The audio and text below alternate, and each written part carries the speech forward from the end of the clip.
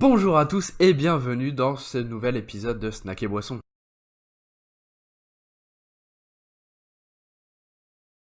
Aujourd'hui, suite à sa sortie sur Netflix, je vais vous proposer mon analyse du film Dunkerque que j'ai enfin pu voir, qui est réalisé par Christopher Nolan, c'est lui, et qui se penche sur comme son nom l'indique, bataille de Dunkerque. Je ne me pencherai pas sur la véracité historique de ce qui est raconté dans le film, il y a eu des polémiques à ce sujet, notamment en fonction de quel côté de la Manche on se trouvait. Ces polémiques ont été débattues par des historiens bien mieux placés pour y apporter un éclairage, et si ça vous intéresse, je vous encourage à faire une petite recherche sur un moteur de recherche, même si ça fait 2 fois recherche, vous trouverez tout ce qu'il vous faut, il n'y a pas de souci.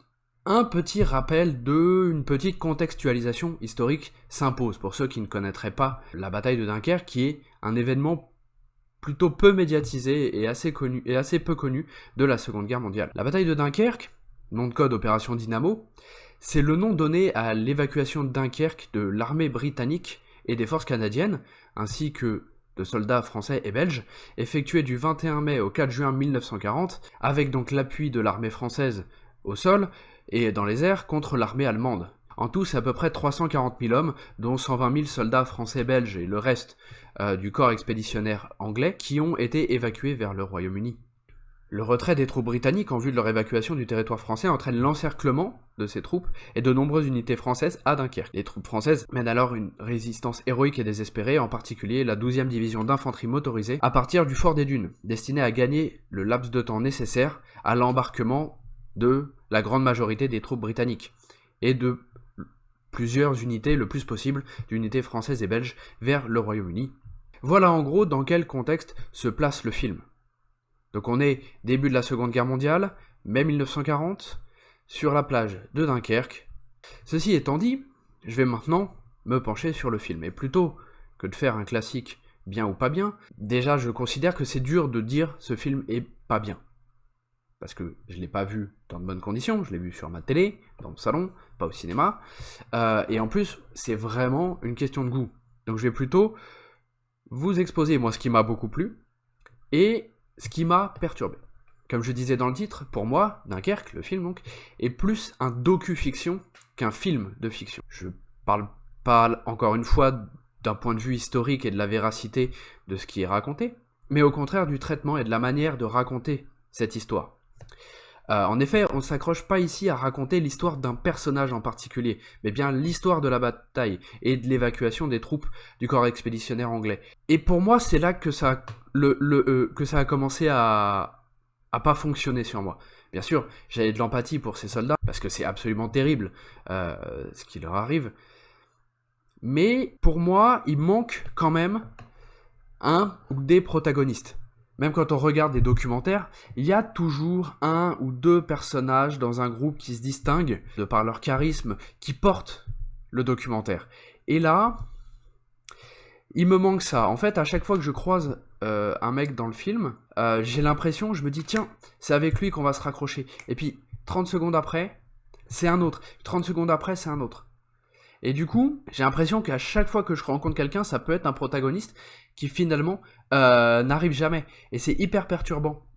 Moi, ça m'a complètement empêché de vraiment me mettre dans le film. Alors bien sûr, il y a des trames, entre guillemets. Il y a 3 grandes familles d'histoires. Il y a ce qui se passe au sol, sur la plage, il y a ce qui se passe en mer, et il y a ce qui se passe dans les airs. Mais encore une fois, même dans ces sous-histoires, qui se passe en parallèle, bien sûr, on s'accroche plutôt à un groupe de personnages, et j'ai eu du mal à vraiment m'identifier, à me sentir imprégné, à ne pas être extérieur à ce qu'on me racontait.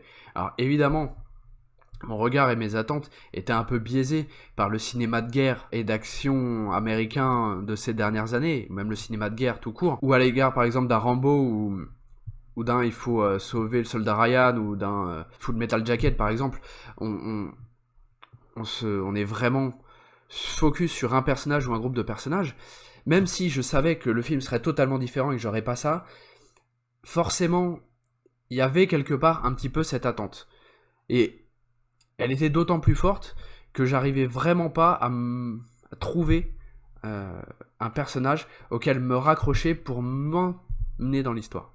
Ce constat, purement... alors encore une fois, on est dans le C'est pour ça que pour moi on est vraiment dans le documentaire, mais là il y a un petit truc qui m'a gêné. Mais ça n'enlève rien à la qualité de la réalisation. On retrouve d'ailleurs des codes du documentaire dans la réalisation. La photographie est magnifique, hyper prenante. C'est limite la photographie qui amène l'émotion. C'est froid, c'est contrasté, c'est angoissant. Ça nous met dans les conditions, sans doute, de froid, de peur, d'angoisse. À ce moment-là, en plus, à Dunkerque, au mois de mai, il fait pas souvent hyper chaud. Donc vraiment, la photographie nous amène dedans. Et surtout, la musique. Et l'écriture de la musique, que j'ai trouvé absolument fantastique dans le film. Parce que ça joue un rôle immersif incroyable. Sans spoiler, je vais juste parler des scènes de combat aérien qui sont pour moi de très loin les meilleures scènes du film et les plus prenantes.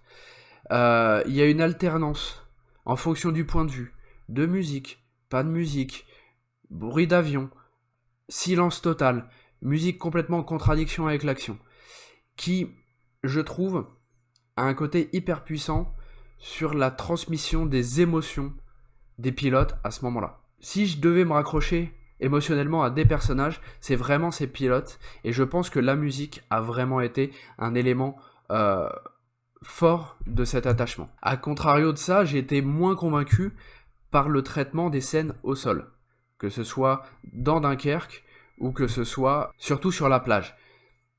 C'est vrai qu'encore une fois, les scènes de bombardement m'ont, alors, moins prises, entre guillemets, parce qu'on est loin des standards, encore une fois.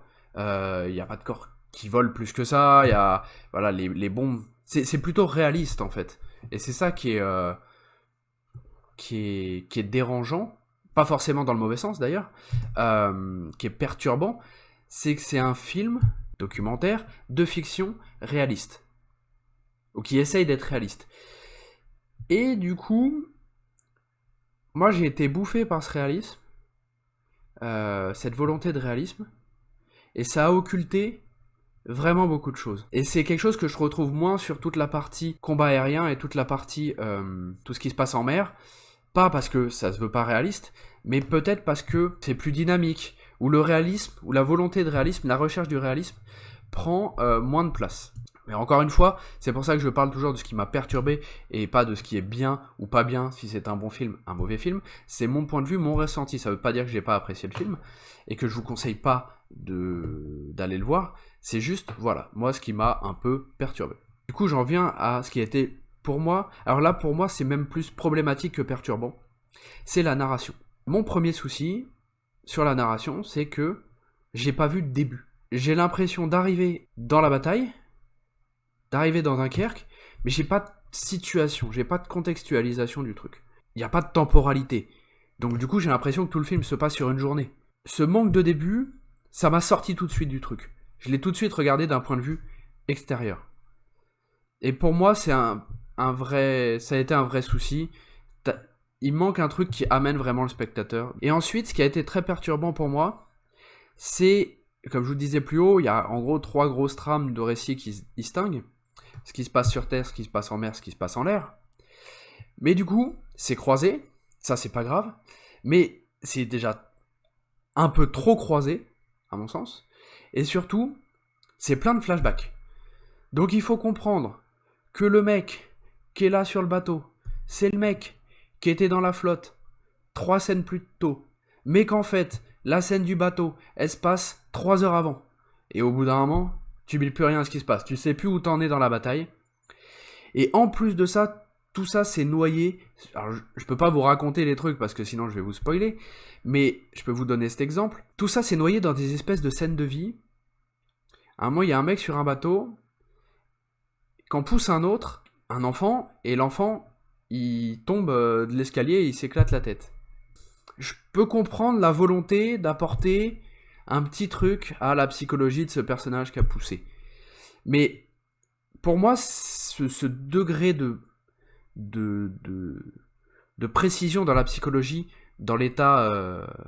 parce que c'est un soldat, donc dans l'état traumatique du personnage, ça s'apporte si ce personnage, t'as déjà une empathie avec lui. Si t'as déjà eu quelque chose... si tu t'es déjà lié avec lui. Là, le mec, on l'a rencontré 2 scènes avant. il y a un truc, pour moi, ça pollue plus le récit que ça n'apporte. Et du coup, encore une fois, à chaque fois que je commençais à me re-rentrer dans le film, bah soit il y avait un flashback de trop, soit il y avait cette petite scène qui était un peu bizarre, soit il y avait... Et du coup, j'arrivais plus à me raccrocher aux branches. J'ai vraiment l'impression, quand j'ai regardé ce film, j'ai vraiment eu l'impression de partir du sommet d'un arbre et de me péter la gueule en prenant des branches dans la tronche jusqu'à arriver à la fin du film. Et c'est là le dernier problème, c'est que pour moi, il n'y en a pas, donc je m'éclate même pas au sol. Et du coup, c'est hyper dérangeant parce que j'ai l'impression d'être arrivé dans la bataille et d'être parti avant que la bataille soit finie. Moi, il y a un truc qui me va pas là-dedans. Parce que, même encore une fois, je me raccroche vachement au code du documentaire, même si, effectivement, quand t'es en immersion dans un groupe, t'arrives dans la vie du groupe, alors qu'elle a déjà commencé, et t'en pars avant qu'elle soit finie, il y a un début et il y a une fin. Et là, ils sont là, hein, je dis pas que on arrive direct et il se passe rien. Pour moi, ils sont pas assez marqués. Et du coup, je vais conclure cette vidéo, tout ce que je dis, encore une fois, pas négatif. Je juge pas est-ce qu'il a mérité les récompenses qu'il a eues, je juge pas la qualité du réalisateur, voilà, c'est vraiment mon ressenti sur ce film. Pas encore une fois pour vous décourager, parce que je pense que la critique ne doit pas servir à décourager les gens ou à encourager les gens à aller voir les films. La critique, elle doit servir à apporter un point de vue, et de ce point de vue, je pense qu'on devrait toujours aller voir les films, ne serait-ce que pour être pas d'accord avec la critique. Voilà, moi c'est mon point de vue sur ça, et juste pour initier un débat en fait avec ceux qui l'ont vu. Il y a sans doute des tas de gens, et vu comment il a été récompensé, il y a sans doute des millions de gens qui sont pas d'accord avec moi, mais voilà, c'est un point de vue que j'ai peut-être pas beaucoup vu et que j'avais besoin d'exprimer. Donc pour conclure sur cette analyse, je peux dire que techniquement c'est hyper propre, c'est beau, c'est globalement bien rythmé, la photo est incroyable, la musique, alors plus que la composition, encore une fois, c'est son traitement, son utilisation et sa scénarisation qui sont incroyablement bien utilisés dans le film et très très immersifs. La reconstitution de cette bataille, c'est impressionnant, il y a un nombre de figurants, c'est grandiose. Donc de bateaux, j'ai un petit bémol, je trouve que le combat aérien est pas assez mis en avant, pourtant c'est pour moi la meilleure partie du film, donc, mais il y a un nombre de bateaux, un nombre de figurants absolument incroyable, et c'est super de mettre en avant ce moment du début de la Seconde Guerre mondiale, parce qu'on est en 40, qui est plutôt méconnu, et ce que j'ai malgré tout beaucoup aimé, malgré tout ce que j'ai dit avant, c'est la volonté affirmée à mon sens d'en faire un documentaire. Et sans tous les artifices d'Hollywood, les explosions, les morts par trillions, le sang, un montage excessivement rythmé. Voilà, vraiment un documentaire qui raconte, qui met en lumière, qui presque un devoir de mémoire de cette bataille de la Seconde Guerre mondiale. Et ça, cette volonté-là, ça m'a touché. Parce que tu la ressens dans le film. C'est plus la volonté du devoir de mémoire qui m'a touché que l'horreur du moment. Donc après, c'est bien ou c'est pas bien. Moi, je pense que l'essentiel qu'un film, c'est que ça touche, peu importe la manière. Et encore une fois, c'est hyper personnel, donc... Mais l'essentiel d'un film, c'est que ça touche. Et je trouve que ce traitement, cette volonté, bah c'est touchant. Et c'est pour ça que aussi, je vous conseille vivement d'aller voir ce film. Parce qu'il est très bien. Donc voilà, c'était mon analyse du film Dunkerque. Je vous encourage, malgré tout ce que j'ai dit, encore une fois, je répète, c'est pas négatif, c'est pas une critique, c'est mon point de vue. Je vous encourage, pour ceux qui ont Netflix, tout le monde a Netflix, non à aller voir ce film, parce qu'il y a plein de bonnes choses à en tirer.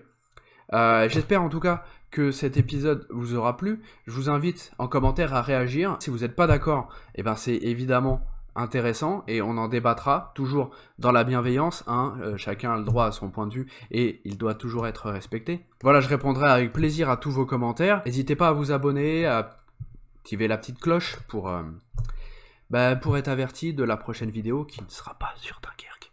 Et moi je vous donne rendez-vous pour un prochain épisode de Steak et Boisson.